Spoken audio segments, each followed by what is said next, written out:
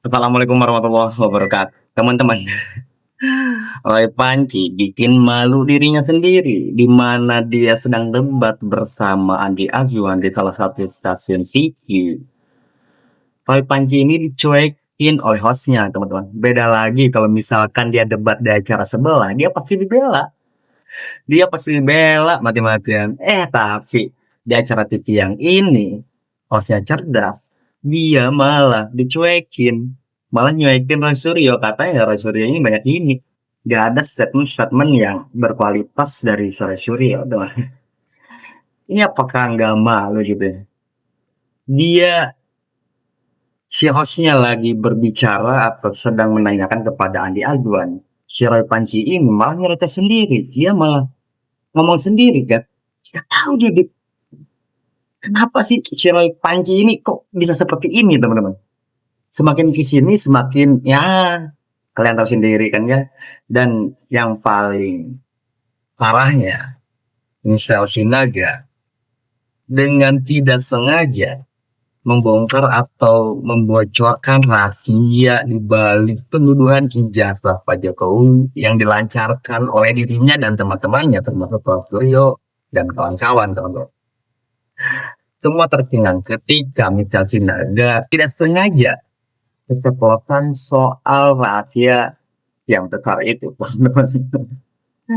Oke teman-teman, simak cuplikannya sampai habis dan dengarkan dengan seksama. Langsung saja kita ke cuplikannya.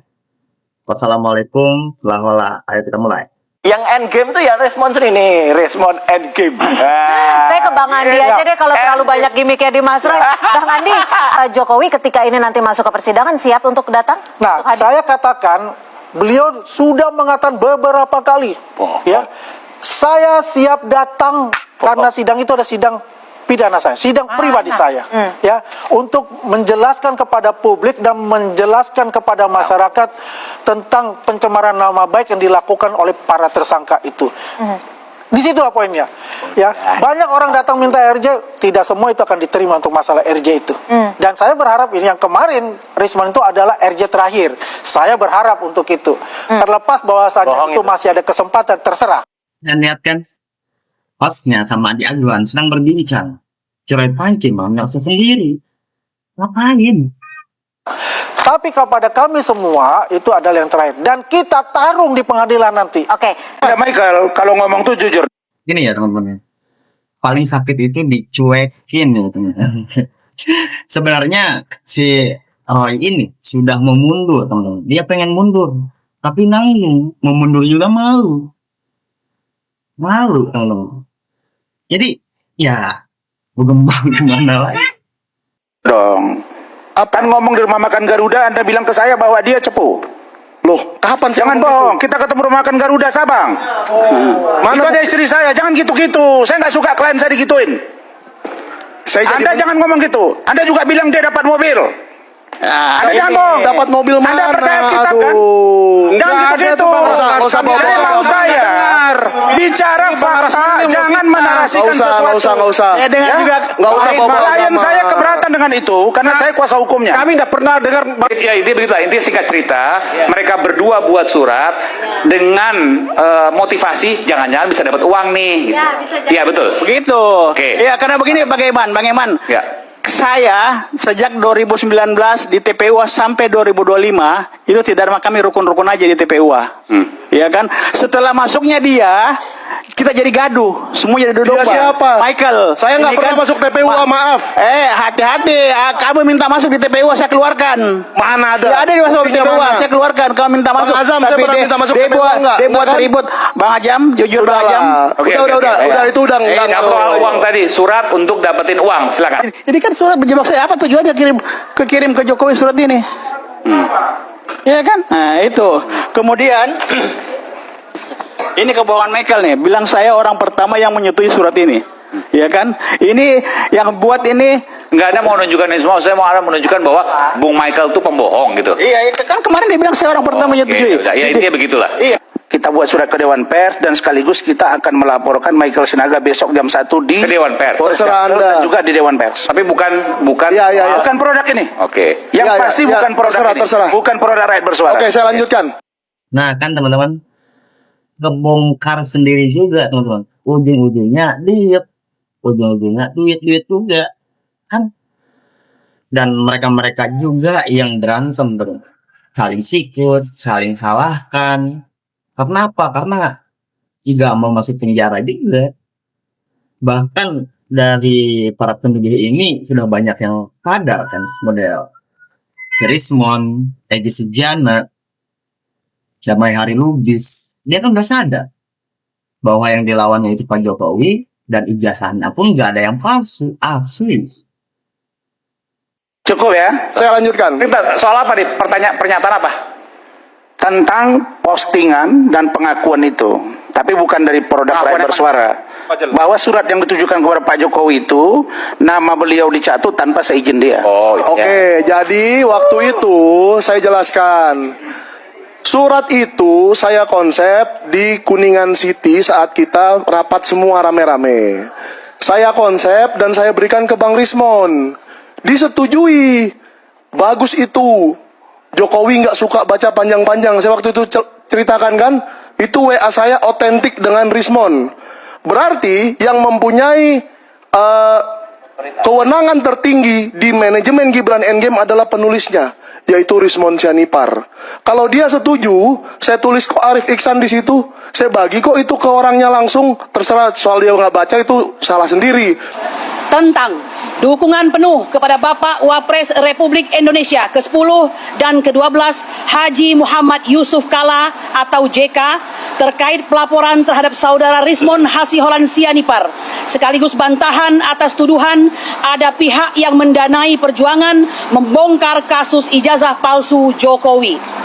Sebagaimana diketahui, Bapak Haji Muhammad Yusuf Kalla atau JK, Wakil Presiden Republik Indonesia yang ke-10 dan ke-12, melaporkan saudara Rismon Hasiholan Sianipar ke Bareskrim Mabes Polri atas dugaan fitnah dan pencemaran nama baik terkait tuduhan mendanai Roy Suryo dan kawan-kawan dalam perjuangan membongkar kasus ijazah palsu Jokowi. Tuduhan secara umum juga dialamatkan terhadap tim advokasi anti kriminalisasi akademisi dan aktivis yang menjadi tim penasehat hukum Roy Suryo dan kawan-kawan. Berkenaan dengan hal ini, kami tim advokasi anti kriminalisasi akademisi dan aktivis selaku tim penasehat hukum Roy Suryo dan kawan-kawan menyampaikan pernyataan sikap sebagai berikut. Pertama, kami mendukung penuh langkah hukum yang ditempuh oleh Pak JK yang melaporkan saudara Rismon Hasiholan Sianipar ke Bareskrim Mabes Polri karena serangan personal kepada Pak JK. Baik terkait tuduhan mendanai perjuangan membongkar kasus ijazah palsu Jokowi dengan nominal 5 miliar rupiah atau nominal lainnya terkategori tindak pidana fitnah dan pencemaran nama baik yang dilakukan dengan sangat jahat, sangat keji dan tidak bermoral.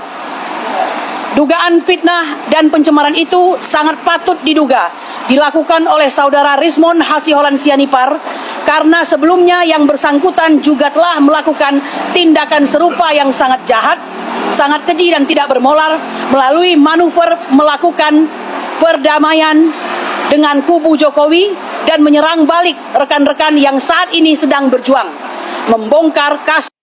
Semakin kesini semakin kelihatan teman-teman, kasus ini saling berkaitan satu sama lainnya. Dan pernyataan-pernyataan yang disebutkan si Kurnia ini pernyataan seenak jidatnya sendiri teman-teman. Seharusnya pernyataan yang disebutkan oleh si Kurnia ini itu pernyataan buat kubunya dia sendiri, buat geng dianya sendiri yang memfitnah ijazah Pak Jokowi palsu. Dan Rismon pun bisa menuntut balik Yusuf Kalla karena di video Yusuf Kalla sendiri dia mengatakan bahwa video si Rismon itu video AI dan tapi kacau balau nih. Kasus ijazah palsu Jokowi hanya untuk tujuan agar mendapatkan SP3.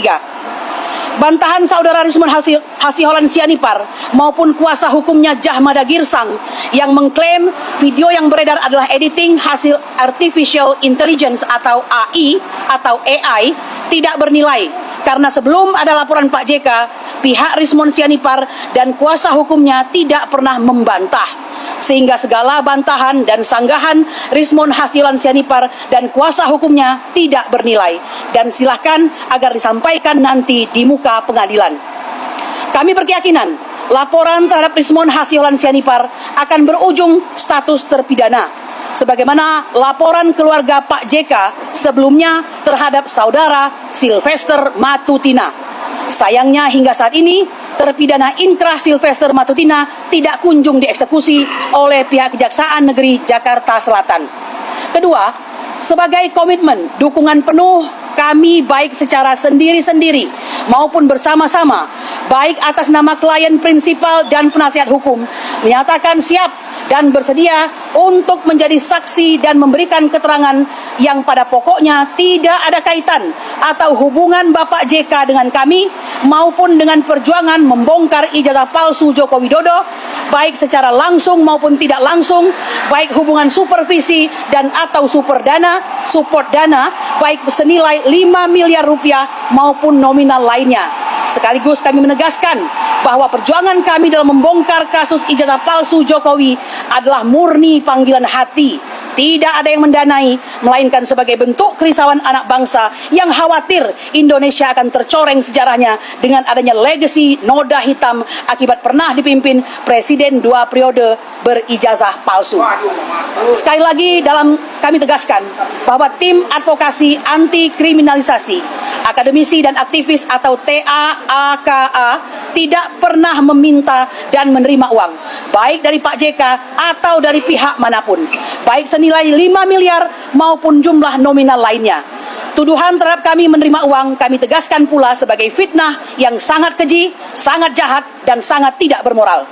Ketiga, kami setuju, sependapat, dan mendukung penuh seruan Bapak JK agar saudara Joko Widodo selaku pelapor untuk menunjukkan ijazahnya ke publik agar kasus ini bisa segera selesai dengan cara yang paling elegan dan bermartabat.